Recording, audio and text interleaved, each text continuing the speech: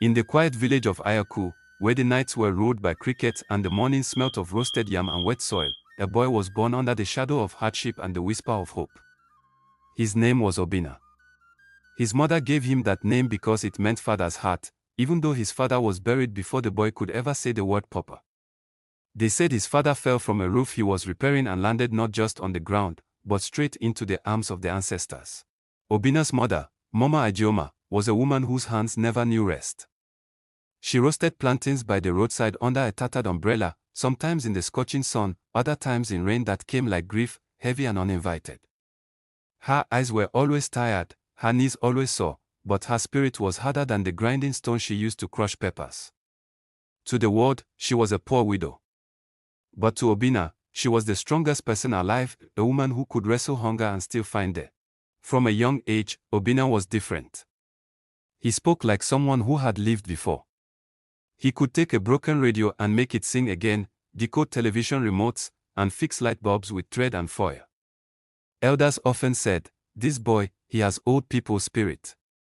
Some thought he would become a priest. Others believed he was born to lead.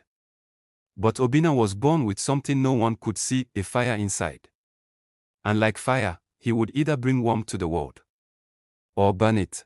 At 16, Obina finished secondary school with flying colors. But when it came time for university, doors refused to open. Not because he wasn't brilliant, but because brilliance meant nothing without money. Every admission came with a hidden price. Every official asked for envelopes. His mother cried one night and said, "The world is not kind to those who only carry brains in their bag. They want money too." Obina held her hand and said, "Mama, don't worry. I'll find a way. I swear." And he did, but not the way she imagined. That same year, Obina met Musa, a neighbor's cousin who came back from Lagos with dreadlocks, expensive perfume, and a second-hand Benz that still smelled like trouble. Musa introduced Obina to a new word, the word of Yahoo. Internet fraud. Fake emails. Romance scams. Inherited fortunes from fake uncles in London. It sounded like fiction.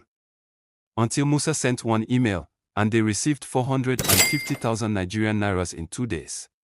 No digital hustle, Musa said. The government know they help us. The country no scam.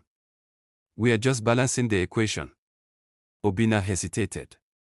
He thought about his mother, about their tiny room where rats were more regular than visitors.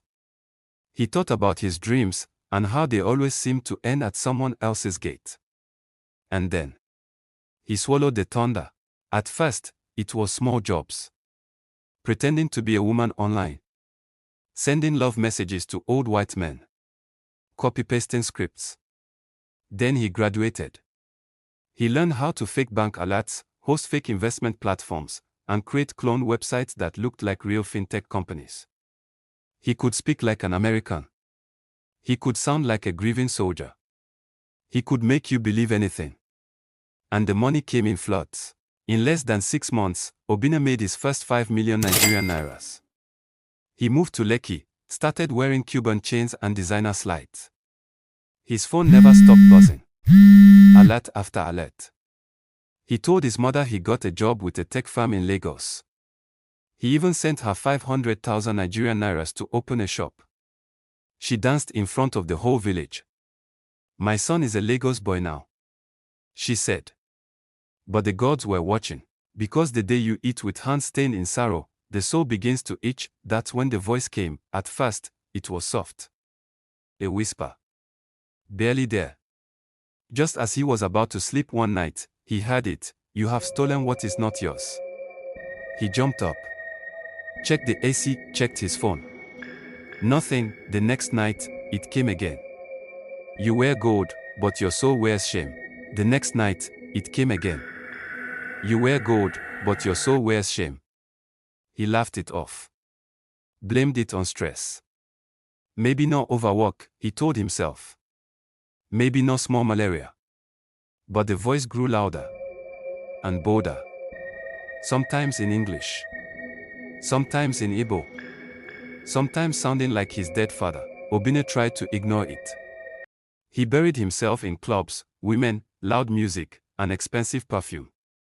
But no matter where he went, the voice followed. It was in the mirror, in the bathroom, in the silence of an elevator, in the blinking light of his dying phone. Then came the unraveling. Musa, his mentor, collapsed during a beach party. He started foaming at the mouth, shouting, "The spirits are counting my lies. The spirits are counting my lies." He died 2 days later. The doctor said it was a stroke. But everyone knew.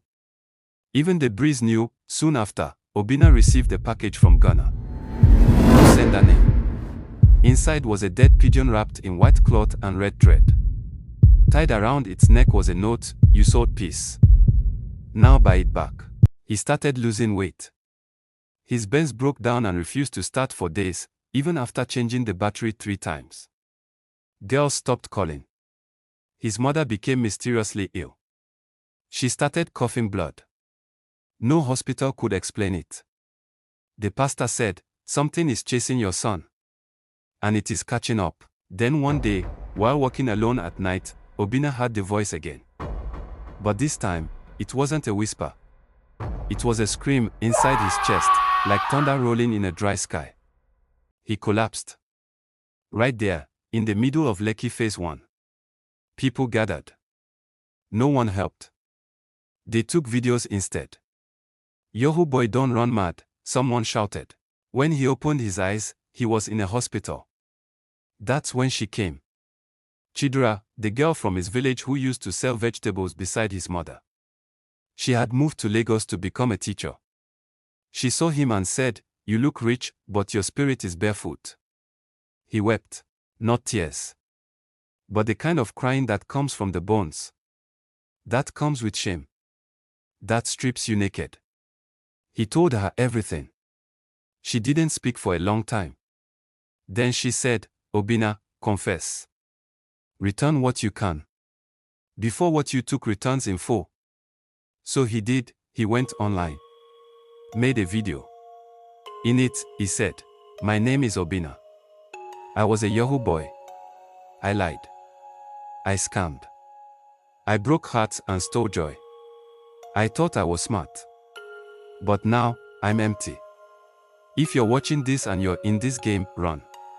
Run before the thunder becomes fire." The video went viral. Some mocked him. Others cried. One woman from Germany wrote, "You scammed me, but today, you gave me back my dignity."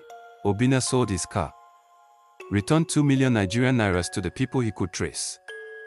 He shut down all fake accounts. Then he packed his bags and returned to Ayaku. His mother was weak, but still breathing. He bathed her, fed her, prayed with her. And every evening, he sat under the old Iroko tree and told boys stories. Now, Obinna teaches tech, real tech, to young boys in the village. Not scams. Not shortcuts.